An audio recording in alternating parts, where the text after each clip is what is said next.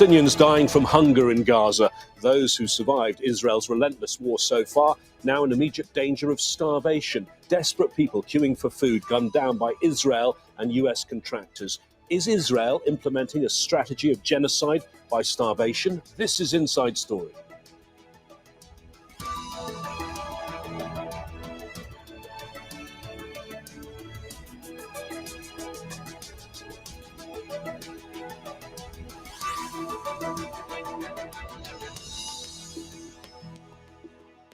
Hello again, I'm James Bays. After destroying much of Gaza with the most modern and brutally efficient conventional weapons around, Israel seems now to be focusing on destroying Gaza's people. And to do that, it's using some of warfare's most primitive tactics, siege and starvation. It would be hard to think of anything more sadistic and cynical than repeatedly luring starving people to a place with the promise of food and then mowing them down in a hail of bullets. Unlike genocides or crimes against humanity in history, what's happening in Gaza is being seen day in, day out on TV screens and the internet by the entire world. A merciless war armed and enabled by Israel's allies in the West. At its outset, former Israeli defense minister and now war crime suspect Yoav Gallant said he'd ordered a siege and denial of food and vital supplies entering Gaza. So are we now seeing the result? Is starvation in Gaza the latest phase in a deliberate Israeli policy? And if so, what can be done to stop this savagery? We'll discuss all of this with our guests in a moment, but first this report from Fintan Monaghan. Musab al-Dibs can't contain her emotion as she sits by her son's bedside in Al-Shifa Hospital in Gaza City. She's worried about his worsening condition. The 14-year-old is severely malnourished and weighs less than 10 kilograms. He used to weigh 40 kilograms and was the pillar of strength in our family, supporting me and his sisters. Al-Shifa, the largest hospital in the Gaza Strip, has seen a sharp increase in cases of malnutrition lately. It's struggling to treat patients because of the severe shortage of medical supplies due to Israel's blockade. Most patients admitted to the hospital recently are not suffering from war injuries, but from severe malnutrition. Even some of our medical workers have fainted from lack of food. The situation is grave, but it's not new.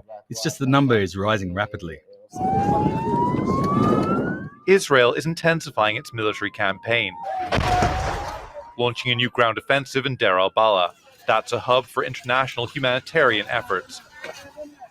More Palestinians have been forced to flee the area. On Monday, more than 24 countries came together to condemn the worsening humanitarian situation and demand an end to Israel's war. This included Israeli allies like the United Kingdom and Australia. We're all hoping that there'll be something that'll break this. We've seen too many images of children being killed, of horrific slaughter, of churches being bombed. The images that we've seen have been pretty clear that so much of this is indefensible, and as that statement referred to, aid being drip-fed in. Israel controls Gaza's borders and prevents international agencies from bringing in food. The Israeli-controlled alternative, the notorious Gaza Humanitarian Foundation, or GHF, is continuing to be widely condemned. Nowhere near enough food is being distributed. And since May, more than 1,000 Palestinians seeking food have been killed by being shot at GHF sites or crushed in stampedes as desperate people rush to get food. The new Israeli aid system is inhumane, it's dangerous, and it deprives Gazans of human dignity. There are no GHF distribution sites in the north, meaning Palestinians are forced to move south to try and find aid to survive. Critics say this is part of an Israeli plan to ethnically cleanse parts of Gaza. Israeli bombs have already killed more than 59,000 Palestinians. Now even more are dying from starvation, as hunger is used as a weapon of war. Fintan Monaghan, Al Jazeera for Inside Story.